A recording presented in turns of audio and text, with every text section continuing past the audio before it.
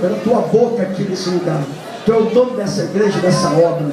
Usa o teu servo, fala conosco uma palavra do teu coração, para o coração da tua igreja, e nos alimenta em nome de Jesus. Amém. Eu queria cumprimentar a igreja com a paz do Senhor. Amém. Você que trouxe a sua Bíblia, vamos abrir no livro de Atos, capítulo 12. Glória a Deus. Livro de Atos, capítulo 12. A partir do versículo 1, vou ler alguns versículos. Queria fazer meus agradecimentos nessa noite a Deus. Queria agradecer também ao meu pastor presidente, pastor Luiz Fabiano, pastor Hamilton, todo esse ministério. A pressão é muito grande, eu sou hipertenso, a pressão está lá em cima, mas eu fico bem à vontade, que todos que estão aqui me viram, o primeiro dia que eu entrei nessa igreja, então eu estou aqui cercado de amigos. Eu tenho certeza, na medida que eu ministrar, Deus vai falar aos vossos corações. Glória, som. 1, 2. Tem como ir regulando o som na medida que eu... Abre mais. Som. A minha voz é baixa, eu não tenho voz. Vamos lá. Atos capítulo 12. O tema do texto diz assim: Herodes manda matar Tiago, Pedro é livre da prisão, a morte de Herodes. Versículo 1. Porque aquele mesmo tempo o rei Herodes estendeu as mãos sobre alguns da igreja para maltratar, e matou a espada Tiago, irmão de João.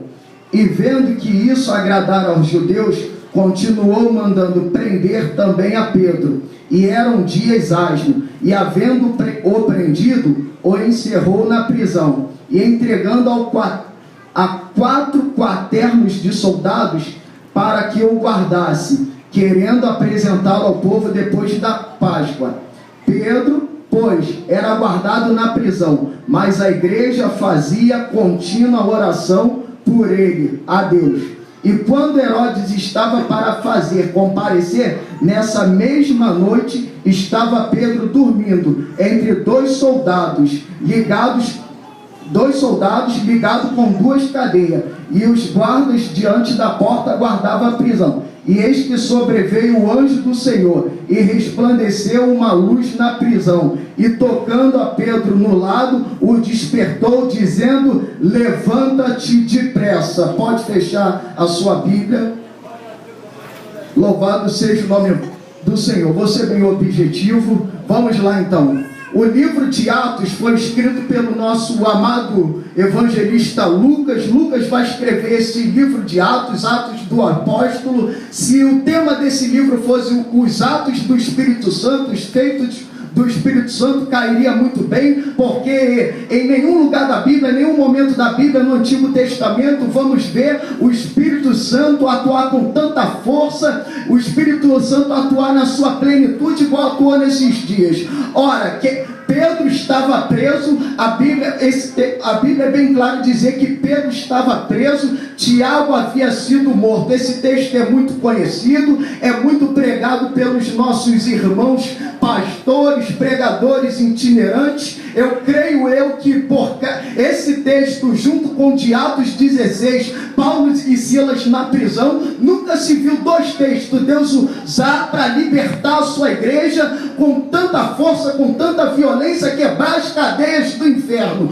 Ora, então eu sei que você já conhece quem é Pedro, eu vou ser bem breve, eu quero falar aqui um pouco de Pedro. Quem era Pedro? Pedro era natural de Betsaida. Betsaida era a cidade da pesca, conhecido como cidade da pesca. Pedro era irmão de André, filho de Jonas. André, logo mais, tornou-se também apóstolo, discípulo do Senhor Jesus. Ora, Pedro se tornou pescador, porque era comum naqueles dias o filho aprender a profissão do seu pai. Ora, você pega Paulo fazia tendas. Por quê? Porque o seu pai lhe ensinou a fazer tendas. Tiago e João, filhos de Zebedeu, se tornaram pescador. Por quê? Porque eles aprenderam a profissão do seu pai. José, José era carpinteiro, trabalhava com madeira. Logo mais, Jesus se foi conhecido como carpinteiro, se tornou carpinteiro por profissão. Eu quero te dizer nessa noite que filho de peixe, peixinho é. Ora é verdade, mas eu queria abrir aspas nessa noite dizer que existe o outro lado da moeda. Você não precisa herdar as coisas más que vêm de sua família. Por exemplo, você aceitou Jesus. Eu quero te dizer que se tu teve uma história meio conturbada de família, na sua família havia algumas pessoas que estavam presas a algum vício, estava preso a droga, estava preso a cerveja. Se seu pai bebia, se embriagava de vinho e arrumava contenda, nessa noite Deus está falando que Deus é um Deus que rompe com histórias. Deus é um Deus que rompe com cadeia. O seu pai teve uma história muito ruim, mas a partir de você essa história já está começando a mudar, porque o Evangelho ele é transformador, ele é confrontador, ele nos confronta e nos transforma. Louvado seja o nome do Senhor. Na tua família ninguém nunca fez faculdade. A partir de você isso vai mudar. Você vai fazer faculdade, Deus vai abrir a porta. A tua família nunca teve um doutor. A partir de você isso daí vai mudar. A partir de você vai vir uma linhagem de doutores, uma linhagem de cristão temente a Deus, que faz a vontade de Deus. João capítulo 1, versículo 42, vai narrar o encontro de Jesus com Pedro. Ora, Pedro estava parado, o seu irmão chegou até ele e falou: Pedro, encontramos o Messias, e conduz ele até Jesus. Jesus olha para ele e fala assim, tu és Simão, filho de Jonas, tu serás chamado Cefa. Quando ele chega até Jesus, Jesus bate os olhos nele e fala assim: tu és filho de Simão, filho de Jonas, e serás chamado Cefa. Jesus, quando fala para ele, tu és Simão, sabe o que Jesus está falando? Eu conheço você, Pedro, eu conheço o teu presente. Quando fala, você é filho de Jonas, Jesus está falando, eu conheço o teu passado, eu conheço a tua história, eu sei de onde você saiu, eu sei quem você é. E ele fala, mas tu serás chamado de Cefa. Sabe o que Jesus está falando? Pedro, eu vou fazer uma grande obra na tua vida. Quem te via andando de uma maneira, a partir de hoje vai te ver de outra. Quem te olhava por baixo, achava que você ia morrer no tráfico, ia ficar com uma pistola, um fuzil na mão, e o que te esperava era morte ou cadeia. Se enganou, meu filho. Jesus bateu o olho e te separou para uma grande obra. Levanta a tua mão nessa noite, adora ele. Lucas capítulo 5 vai tratar da mesma história. Vai falar que Jesus estava à beira do lago de Genezaré, e a multidão apertando Jesus, querendo ouvir a palavra de Deus.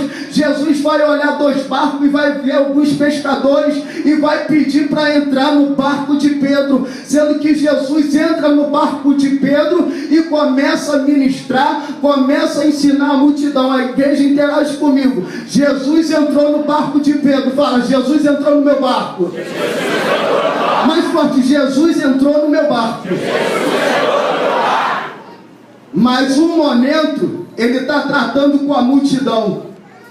Jesus entrou no meu barco, que é a minha vida. Mas um momento ele está tratando da multidão. Você já teve a impressão, quando você passa por um problema muito grande e Deus está em silêncio, você ora, entra em campanha, sai de campanha, sobe monte, desce monte, e parece que Deus está em silêncio, e algumas vezes passa pela nossa mente que Jesus não está no nosso barco. Calma, calma, calma, é só um momento. Ele está no teu barco, mas ele está dando atenção para a multidão. Você vai entender melhor. Você está desempregado, mas quem você ora, a porta se abre. Sabe o que é isso? Ele está no teu barco, mas o momento é de dar atenção para a multidão. Você está doente, mas quem você ora é curado. Ele está no teu barco, mas o momento agora, ele Ele está dando atenção para a multidão. O teu momento agora é um momento de silêncio, mas calma, que a Bíblia vai falar que Jesus olhando para Pedro, Jesus olhando para Pedro, fala: Pedro, volta-te para o mar alto. Calma, um tempo de Deus debaixo da terra para todas as coisas. O tempo da multidão, Deus está te usando para tratar com a multidão, mas vai chegar o teu tempo. Deus vai olhar para você e vai falar: volta-te para o mar alto. Louvado seja o nome do Senhor.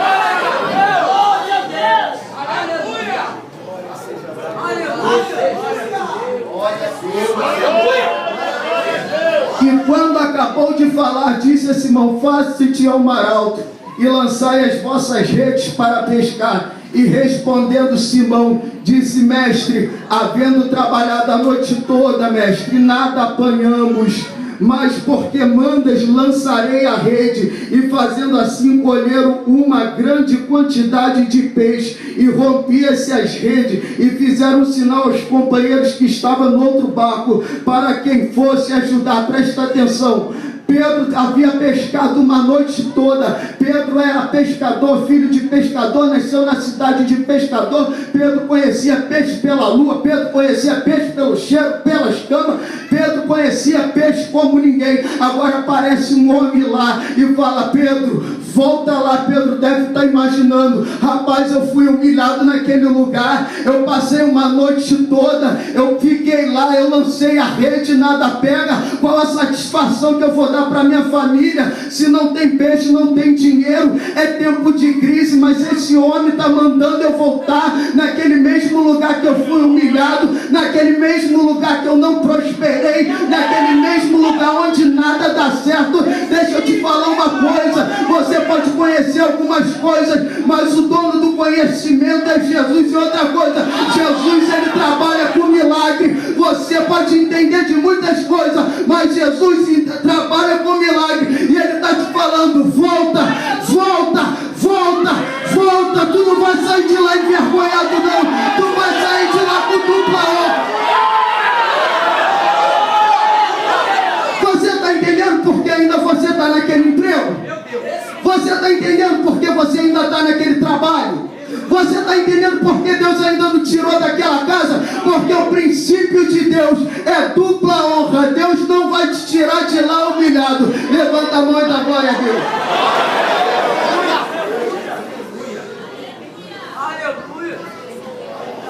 O interessante é que Jesus encontrou Pedro fazendo a sua atividade diária. Eu não podia deixar passar. O que eu entendo com isso? É bem simples, o evangelho é simples. Jesus falava em parábola porque era simples. Pedro estava fazendo as suas atividades diárias.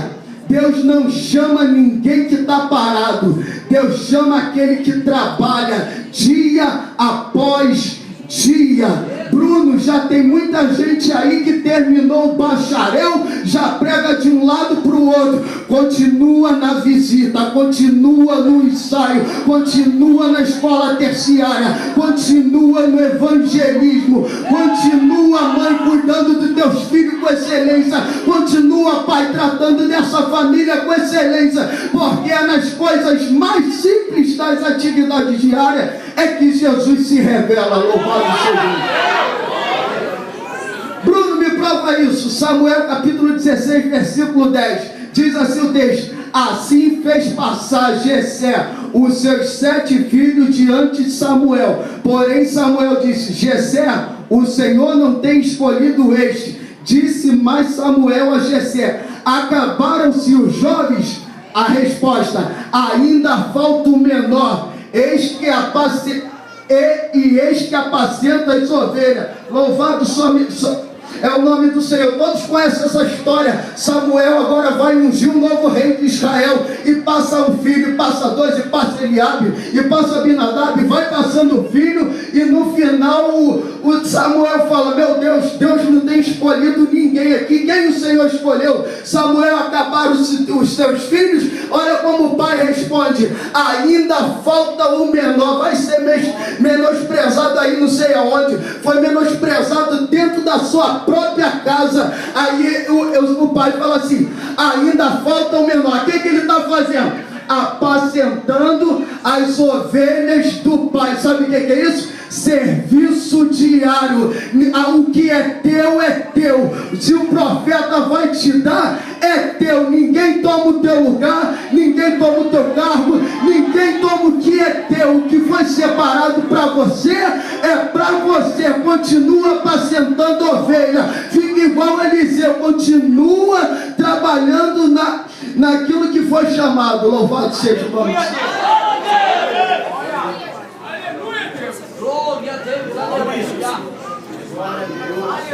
Louvado seja o nome do Senhor. O texto vai falar que Pedro vai vivenciar um milagre.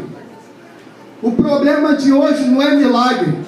Que você liga hoje a televisão, que mais fala na televisão é milagre para lá, milagre para cá. O que me deixa intrigado é qual o resultado, o que o milagre, depois que a gente vivencia o milagre, o que o milagre causa na gente. Qual é o efeito do milagre da minha vida? Olha o que o texto vai falar, o efeito do milagre na vida de Pedro. E vendo isso, Simão Pedro prostrou-se aos pés de Jesus: Senhor, ausenta-te de mim, porque sou um pecador. O milagre fez Pedro reconhecer que ele era pecador. O milagre fez Pedro entender, confrontou Pedro, que ele tinha muita coisa para melhorar ainda. Isaías vai ver o céu aberto, que coisa linda. Isaías vê um trono, olha que Isaías entendia de trono, viu? Trono de rei, trono de prata, trono de ouro, mas trono de glória Isaías nunca tinha visto. Agora Isaías vai ficar entediado, ele vai chegar a uma conclusão. Qual é a tua primeira palavra, Isaías? Ai de mim que vou perecendo. O que o milagre tem gerado em nossas vidas? O milagre tem que gerar transformação. Bruno, eu vi um milagre, eu vi o anjo cair arrebatado, levantei, mas continua nas mesmas práticas. Tem que parar com isso, Bruno. O Senhor me deu um carro. Quem disse que bênção Deus está aprovando o comportamento? Bruno, eu ganhei uma casa, mas continua com as mesmas atitudes. É tempo de mudar. O milagre tem que gerar coisas boas em nossas vidas, mudança de atitude. Louvado seja Deus.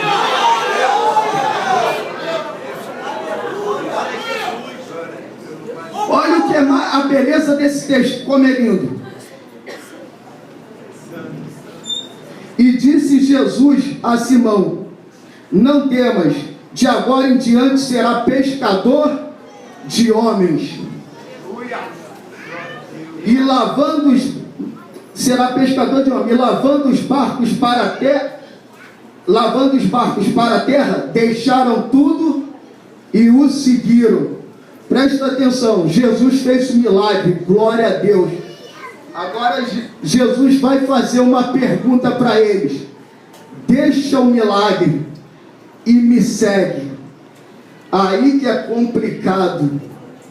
Você vai ter que escolher entre o milagre ou o dono do milagre. Vivemos uma geração que anda atrás do milagre, mas não tem buscado mais o dono do milagre. Presta atenção, se você ficar amarrado ao milagre, é como você estivesse limitando a Deus. Você só vai viver de passado, vai estar amarrado aquilo ali. Mas se você for atrás do dono do milagre, Pedro foi atrás do dono do milagre e viu Jesus ressuscitando a filha de Jairo, viu Jesus curando a mulher do fluxo de sangue, viu Jesus no monte onde ele se revelou na sua glória. Presta atenção, deixa tudo e faz a vontade de Deus, porque a tua experiência com Deus ainda é pouca. Jesus quer te dar coisas maiores, coisas melhores para a sua vida.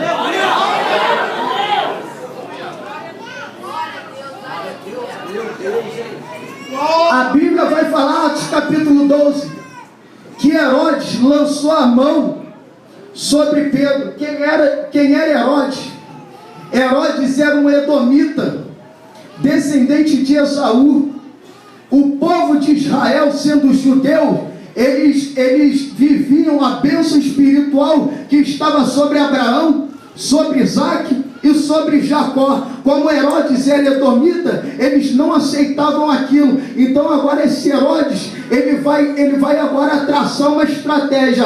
Os judeus não gostam do cristianismo, então dos cristãos. Então vamos perseguir os cristãos para ficar bem na vida com o povo judeu. Quem era Herodes? Herodes veio de uma família de bandidos, de assassinos. Herodes, o seu avô, foi o Herodes o Grande, que mandou matar as crianças nos dias de Jesus. O seu tio foi Herodes Antipa, que cortou a cabeça de João Batista. Louvado seja o nome do Senhor. O primeiro Herodes mandou matar as crianças. O que isso significa, Bruno? Levando para as coisas espirituais para nossas vidas. Presta atenção, se eu perguntar aqui nessa noite, quantas crianças que no ventre da sua mãe já passaram problema, quase não nasceram por algum motivo. Sabe o que é isso? O diabo, o mesmo demônio que usou Faraó lá no Egito, agora quer usar Herodes, quer matar as crianças, quer matar Jesus. Não queria que o Salvador crescesse em conhecimento e graça. O inimigo, ele vai tentar te parar enquanto você é novo. Ele vai tentar te parar quando você é mais frágil. Ele vendo que isso daí não conseguiu, ele vai partir para a segunda estratégia. Vamos matar os profetas. Bruno, o que isso significa? A Bíblia fala que João Batista era profeta e denunciava pecado naqueles dias. Quando Herodes manda matar João Batista, ele está transmitindo uma mensagem. Qual a mensagem, Bruno? Profeta denunciava pecado. Se a gente matar o profeta, dá para deixar o pecado escondido. Profeta tinha compromisso com a verdade, não se vendia. Se a gente matar o profeta, coloca um dos nossos lá, que a gente vai tocando a obra. Querem matar os profetas. João Batista morreu, mas as suas palavras falam até hoje. Você tem autoridade de Deus, você é sacerdócio santo, profeta de Deus, boca de Deus, e profetiza a verdade, doa quem doer.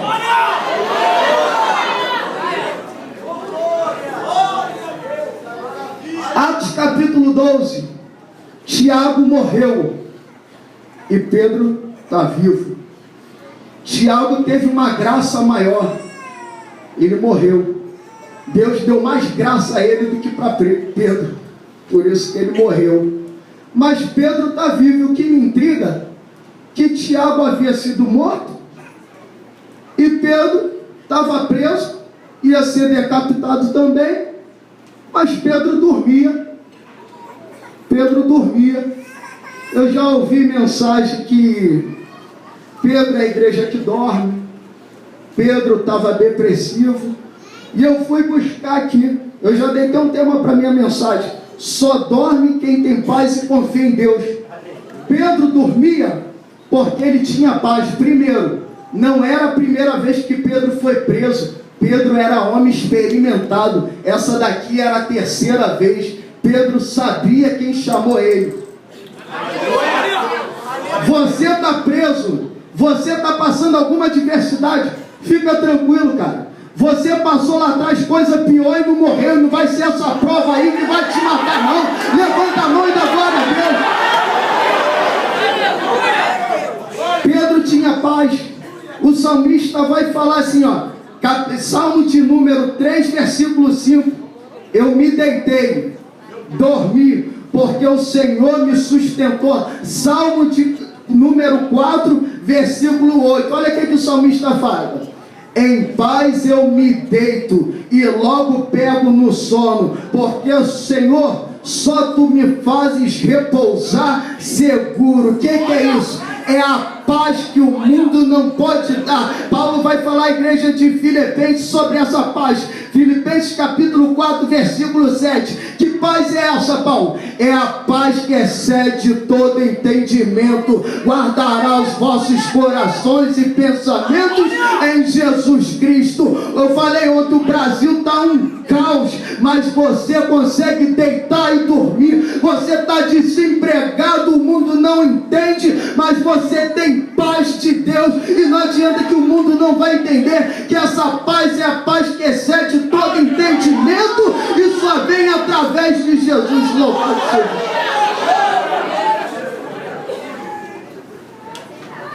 Pedro tinha tanta paz que o anjo teve que tocar. Acorda, Pedro. Acorda, Pedro. Chegou teu momento. Imagina só, ser acordado por um anjo e despertar para um milagre. Essa é a promessa que Deus tem sobre os fiéis da sua igreja. Deus já está enviando o anjo dele na sua noite e vai te livrar desse cativeiro, e vai te livrar da mão dos teus inimigos, e vai te livrar das algemas que te amarrou. Em 2015, 2016, o Senhor já enviou seu anjo e vai quebrar todas as cadeias correntes. Cadeado, não vai ficar demônio de pé na tua frente, não vai ficar trabalho renovado contra a sua vida.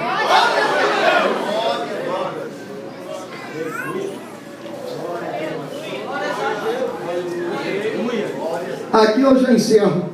Segundo ponto, por que Pedro dormia? Diz o texto, porque a igreja fazia contínuas orações. Jeremias 33:3, o que diz? Clama a mim.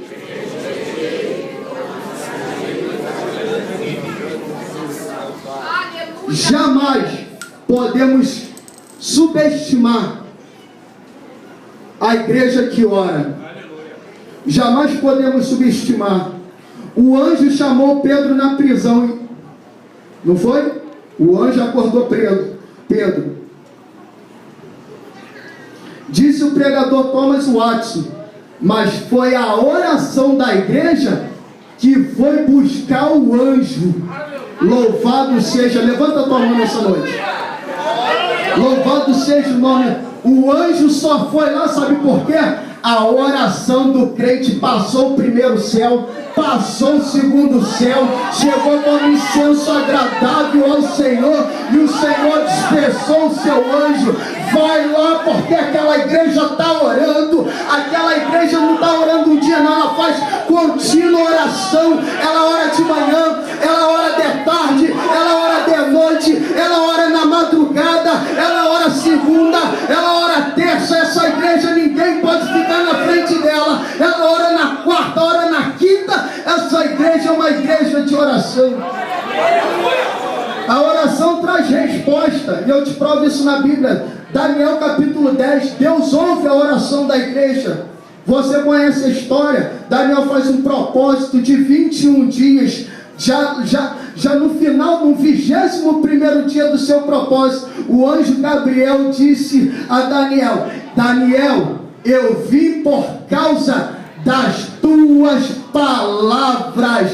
Essa igreja que ora, ela move a mão de Deus, ela move os anjos no céu. Bruno, pararam o Gabriel, mas Deus enviou Miguel. E se Miguel não desse jeito, Jesus ia arregaçar a orla dele e ia vir a favor da tua vida. Ninguém pode ficar de pé contra você. Deus envia os seus anjos a favor daquele que os teme.